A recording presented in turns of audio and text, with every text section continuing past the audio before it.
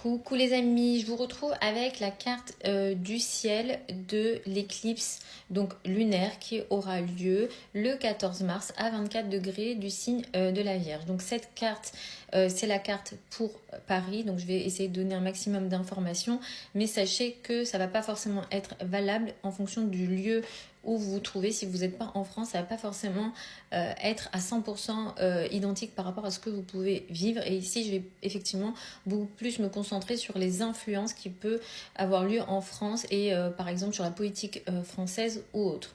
Effectivement, c'est une éclipse donc dans le signe de la Vierge qui pourra mettre l'accent sur le monde du travail, le monde de la santé publique d'une façon générale et évidemment les signes et ascendants mutables dernier décan seront plus touchés par cette éclipse-là.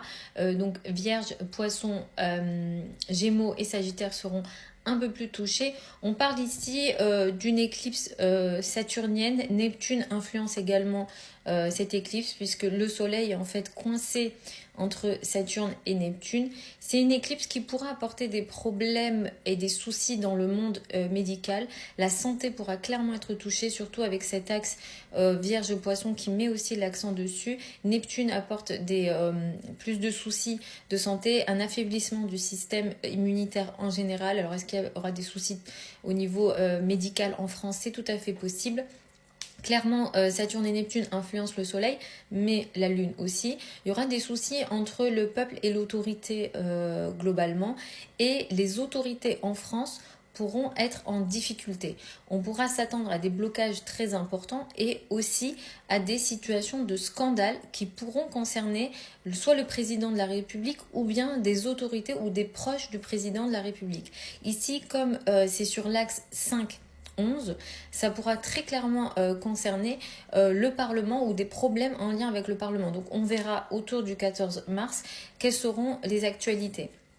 C'est une éclipse qui est aussi soutenue par d'autres aspects. Hein. C'est pas, effectivement, on a un peu de négatif ici, mais on a quand même, vous voyez, on a un cerf-volant entre guillemets qui est dessiné. Il y a des triangles ici harmoniques qui sont positifs. L'ascendant en Taureau avec Uranus très proche de l'ascendant, ça met l'accent soit sur la technologie, les nouvelles technologies, voire des innovations très intéressantes. Ici, ça se fait de façon beaucoup plus positive.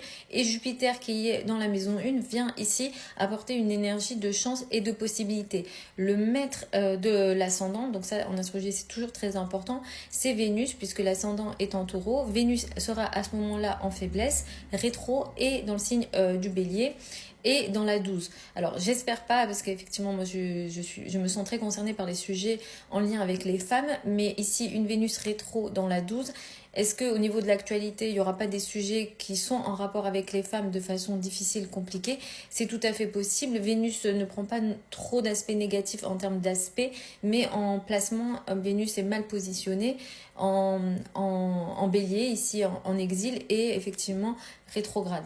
Donc voilà à peu près moi ce que je peux dire par rapport à cette éclipse-là. Comme je vous le dis souvent, les éclipses, ça influence une période d'1 an. Pour les éclipses solaires, pardon, pour les éclipses lunaires comme celle-ci, on est sur des périodes de 6 mois. En général, ça marque l'année. Il y a des événements majeurs qui sont importants, qui sont souvent karmiques, qui nous forcent à arrêter des choses importantes dans nos vies pour faire d'autres démarrages. Pour être sûr de comment ça fonctionne par rapport à vous, faut regarder, faut superposer entre guillemets ces aspects-là par rapport à votre thème natal. Mais comme je l'ai dit en début de vidéo, les signes ascendants qui seront les plus touchés seront les signes ascendants donc mutables, le dernier décan beaucoup plus, donc Vierge, Poisson, Gémeaux et Sagittaire, sachant qu'en astrologie, surtout dans le cas des éclipses, tous les signes sont souvent touchés. Et après, ça va dépendre aussi effectivement des thèmes. Pour certains, quand je fais les prévisions comme ça générales, ce que je dis peut être positif et ça peut être négatif dans votre vie ou inversement. Et ça va dépendre effectivement de votre thème. Donc on s'attend à effectivement soit des situations de scandale, des situations de blocage, de difficultés, des tiraillements entre le peuple et les autorités pour la France.